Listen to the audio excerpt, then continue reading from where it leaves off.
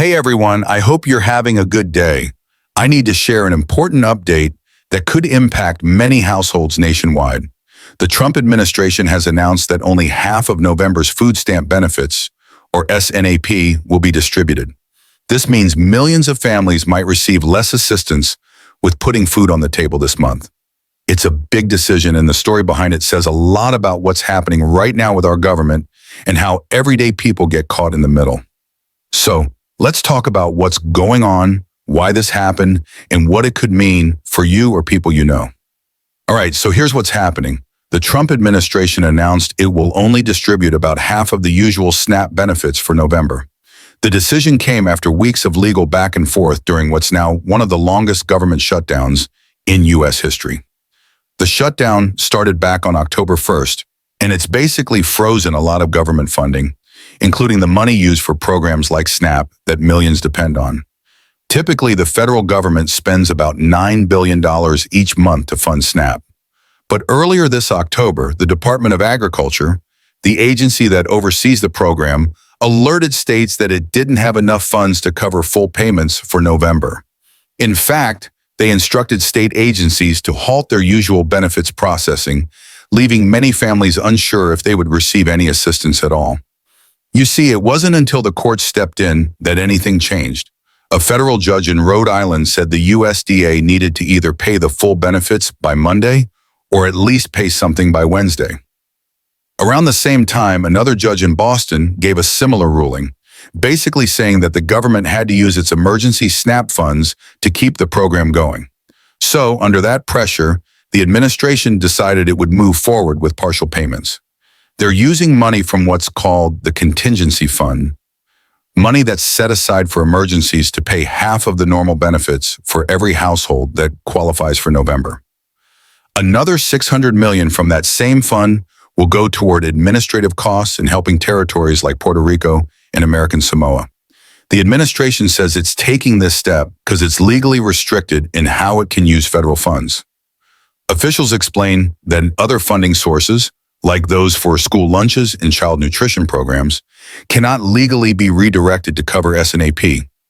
They warn that moving money from those programs could create bigger problems later, such as leaving schools without the resources to provide meals for children who depend on them. USDA Undersecretary Patrick Penn explained in court filings that using funds from child nutrition programs to cover SNAP would create an unprecedented shortfall in school meals, and Congress might not step in to fill the gap. From their perspective, the decision to issue only half of November's benefits was aimed at protecting those other programs while staying within the bounds of the law. President Trump echoed that point too. He said that if the courts gave him the legal authority, he'd be honored to provide the full funding, but that his legal team doesn't believe they currently have that power. So on paper, the administration says it's following the rules and trying to act responsibly with the funds it has. But critics see it quite differently. Many Democratic lawmakers and advocacy groups argue this move is driven more by politics than by legal limits. They say the administration could find ways to maintain full benefits if it truly wanted to. Senator Amy Klobuchar called it morally negligent to provide only half, noting that doing the bare minimum isn't enough when people are struggling to put food on the table. Meanwhile, a coalition of attorneys general, governors, and nonprofit organizations has filed lawsuits trying to compel the administration to release full funding. They're pointing out that back in 2019, during Trump's first term, his administration actually issued guidance saying that contingency funds should be used to keep SNAP running during a shutdown. The courts have even cited that earlier precedent in their rulings, saying it's inconsistent for the government to suddenly claim it can't act now. One of the groups leading the charge, Democracy Forward, said it shouldn't take a court order to force our president to provide essential nutrition. They're continuing to push for a full release of funds, saying the partial payments just aren't enough. And honestly, if you think about it, that argument makes sense for a lot of families. The average household that receives SNAP depends on it to fill the gap between income and rising grocery prices. So if you suddenly get half your usual benefit, especially during a time when food prices are already high, that's a big hit. Now let's talk about the logistics side for a second. Even though the administration has approved these partial payments, that doesn't mean everyone's getting them right away. The USDA says it could take weeks or even months in some cases for states to reprogram their systems to handle the reduced benefit amounts. A lot of states use old computer systems to process EBT cards, and those systems aren't built for quick changes.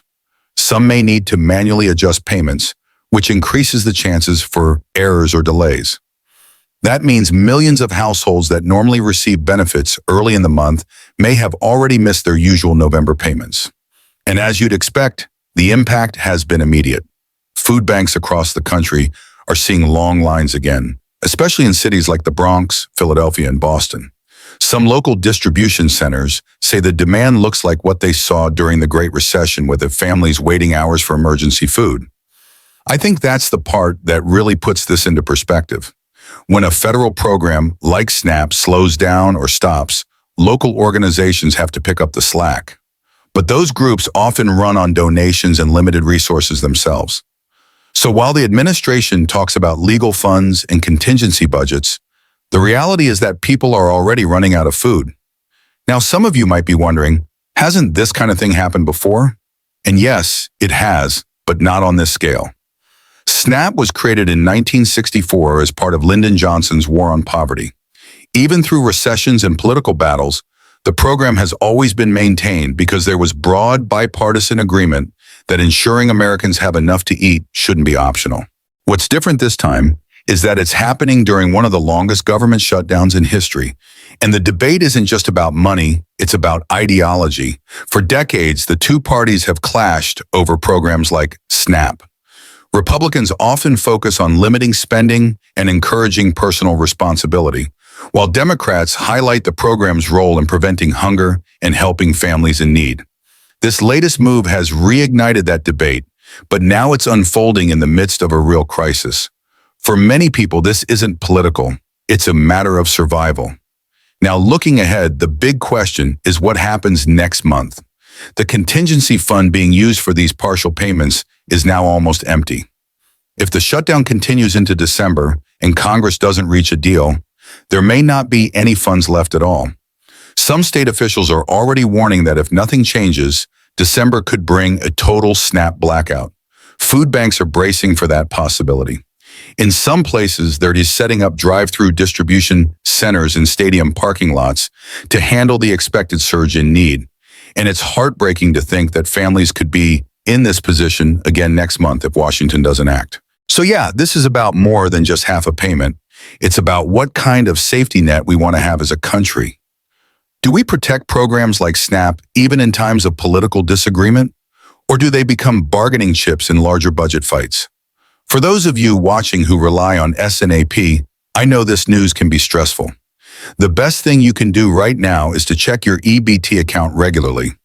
Watch for updates from your state's social services department and reach out to local resources if you need help. Many community centers and food banks are expanding hours and taking emergency requests this month. And for those who aren't directly affected, this is one of those times when small actions can truly make a difference. Donating to a local food pantry, checking in on neighbors, or simply staying informed so you can share accurate information, all of it matters. It's easy to read headlines about government shutdowns or court rulings and think they're distant issues. But in reality, these decisions in Washington can determine what ends up in someone's fridge tomorrow. That's why I wanted to cover this story, because understanding it helps reveal how these systems really function and how fragile they can become when politics get in the way. So what do you think about this? Do you think the decision to only pay half was justified? Or do you think it should have done more to make sure everyone got the full amount? Let me know in the comments below. I really want to hear your thoughts on this one. If you found this helpful, don't forget to subscribe and share it with someone who might need to hear it. Because whether you're on SNAP or not, we're all connected by how these programs shape our communities and our economy. Take care of yourself, stay informed, and I'll see you in the next one.